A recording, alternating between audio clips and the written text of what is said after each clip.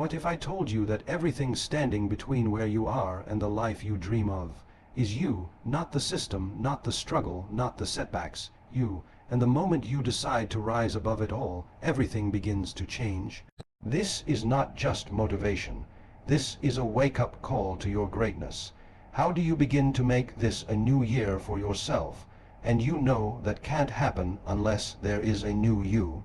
And so over the next few days I talked about a 7-day mental diet, 7 days that you don't say anything negative, 7 days you don't think anything negative, 7 days that you look at your negative behavior and you catch yourself. You're mindful, you're vigilant, and you have to say, cancel that thought.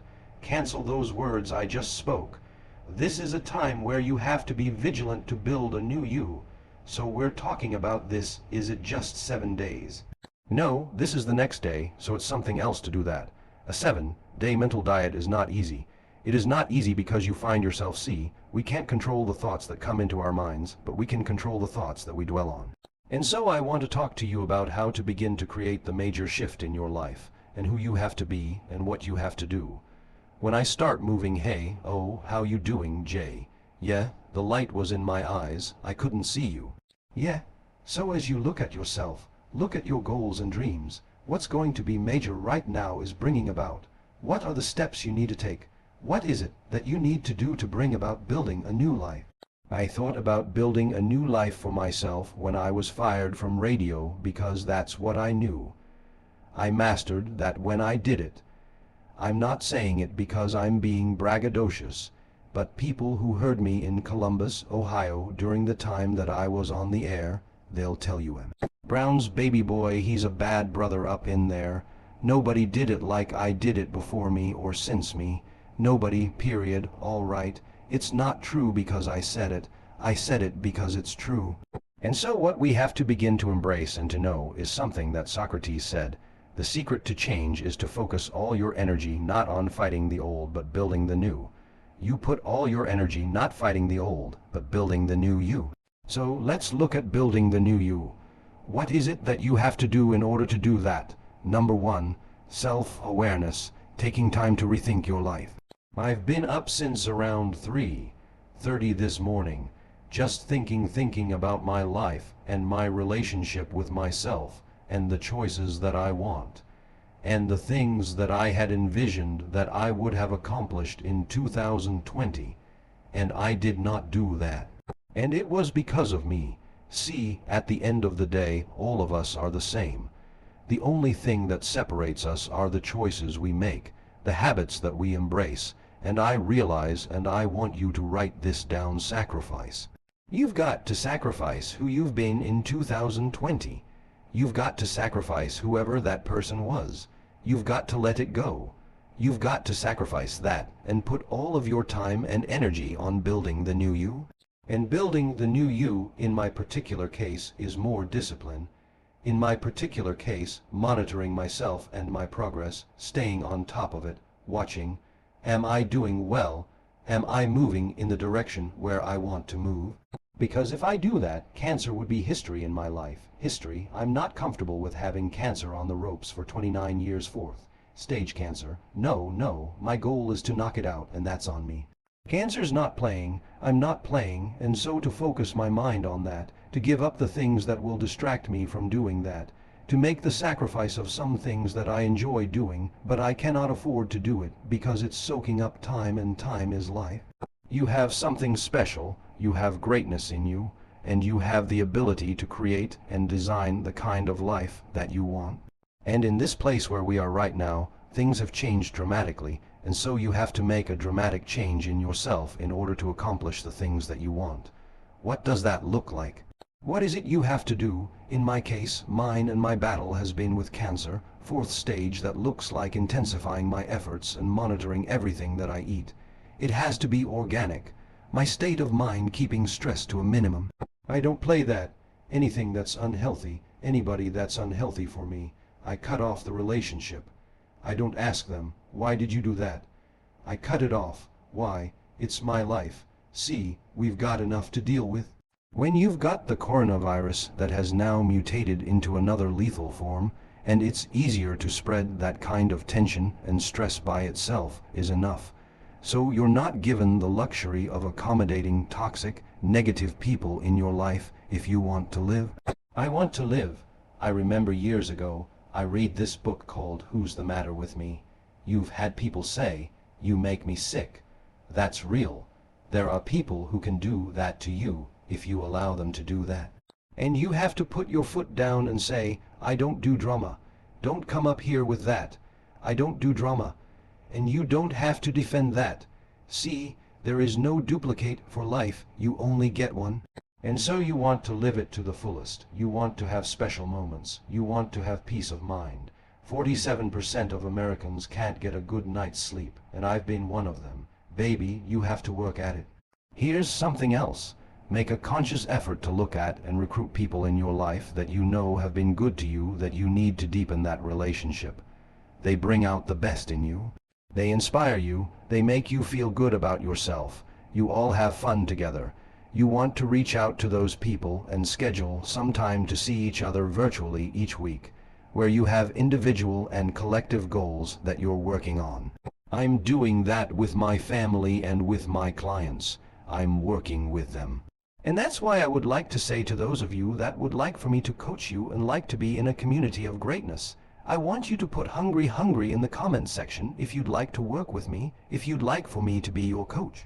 And this first 90 days, teach you some of the things I've learned. I'm 75, and so I've learned some things. I know a thing or two because I've seen a thing or two. Let me share something with you. When you upgrade your relationships, when you make it a point to consciously get toxic, negative energy, draining people who have a propensity for creating drama out of your life, sometimes you don't even realize how toxic some relationships are until you get out from under them. And I'm sure you've had the experience when somebody who created a whole lot of problems for you and something happened, and when it ended, you say, whoa, I had no idea. A friend of mine, her husband died, and I said, oh, I'm so sorry to hear that. And she said, oh no, don't be, no, I'm glad he gone, honey, I'm glad he gone, don't be sad for me, don't be sad for my loss, real good. God answered prayers. I was shocked. Another friend I saw, she had gone through a divorce. I said, oh, I'm sorry to hear that. She said, don't be. No, I have peace of mind, honey, it's better to be alone than to wish you were. That's real, that relationship was turning my hair gray. I gained an extra 65 pounds. No, I'm good, I'm fine. All by myself. This thing called life, you know, Corona, she has everybody rethinking stuff up in here. Rethinking, people looking at each other saying, I don't know if I want to do this for another 20 years.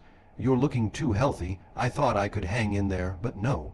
Taking too many vitamins and things look like he want to live. No. Here's the other thing. Do something that when I look at my life, and I really want you to look at this and think about this when I'm through, do something that the future you will say, thank you for making that decision. Thank you for doing that. Thank you for taking your life in a new direction. That's what you want your future self to say, because in my case, I decided I was going to do something I love. My calling is to speak. My calling is to train speakers. My calling is to change lives. I decided, consciously, I was going to find a way to do it, one I invested in myself. This will not be a new year unless you learn something this year that will have a dramatic impact on your life that you did not know last year. That will allow you to take care of yourself. That will allow you to control your own personal economy. That will allow you to call your own shots. That will allow you to have peace of mind. Most people, they're through with the celebration. They forgot what their New Year's resolutions were. No. You listen to me. For 90 days, mental resolve is major now. Bias. I'm hearing exposure because there wasn't a budget to get you out there. So those are things you had to maneuver and change. What would you say also is some of the things that haven't changed? Are there some universal truths to getting your message out there, to leading a movement? What things haven't changed? Just the prejudice hasn't changed? No, absolutely not. First of all, that's going to always be with us. What's most important is not focusing on the things that are designed to hold you back and destroy your sense of self. What's most important is your focus on you. How are you going to deal with this? What am I going to do with this? That's what I'm always asking myself. This requires a new set of skills. How is it that I can become so impactful that a guy will say, you know what, I know he's black, but I don't give a damn about his paint job. He can help us make some money. To me, life, it's not fair. that birds eat worms, but they do. Life is not fair, and it's very unfair. There are systems that are put in place. I mean, this is the name of the game. You are in a culture where you're treated as less than. You have barriers and various things systematically that are designed to hold you back. Our goal is to focus on the solution, to focus on, I'm going to get through this. Having that mindset of being a no matter what person, no matter what you put in front of me, I'm going to find a way to get through this. That's the name of the game, that's the opportunity. If we focus on that, on finding the solutions, then other things come out of that. People say opportunity knocks on every door. I don't believe that. I believe opportunity stands by silently, waiting for you to recognize it. I never forget, a news host was interviewing me and said, I see the majority of your clients are white. Shouldn't you be talking to black people, given their condition? I said no. He said, why not? I said, black people aren't the ones putting systems together to hold people back like me. When you feel inferior to someone, you do everything you can not to have to compete with them. People who look like you need what I got. He turned red as a cherry in a glass of milk. He didn't expect that. I said, come on, man. When you know who you are, you welcome competition. You say, bring it on. So it's everybody. I believe they have their own stuff that they have to deal with. All of us do. We have to constantly realize that life is a fight for territory. And once you stop fighting for what you don't want will automatically take over. With all the stuff that's going on right now, it's been an unspoken conversation. But in the last 4 years, they've been emboldened. The people of darkness, saying, we can come out now. It's safe. That calls for and demands that we step up. I'm reminded of you getting your first DJ job. Bang on the door. Mr. Butterball, you said, I'm ready, I'm ready. He says, we're not hiring, we're not hiring. But not only did you eventually get hired, when it was time for you to step in as a DJ, you already had your intro prepared and ready to roll. Yes, absolutely. I teach that it's better to be prepared for an opportunity and not have one, than to have an opportunity and not be prepared. Not only was I ready to do that show when I started working, I became the host of the radio show. I became the music director, the production person making the commercials, selling commercials. I believe that wherever you go, you want to develop at least a minimum of 4 to 5 competencies. You want to make yourself invaluable to that corporation, that business that you're working in. This is a time that you have to expand or you are expendable. If you go work for any major corporation right now, they require that you know at least 5 different positions, so if someone doesn't come in, you can step in and take over for them. You're talking about the last 4 years, especially the 2 years we've been through. I want to talk about that, especially the 2 years, because a lot of people have been hurt from lockdowns and mandates. Whatever the case may have been these last couple of years, a lot of people have been deemed essential, non-essential. Restaurants closing because they literally just can't sell food.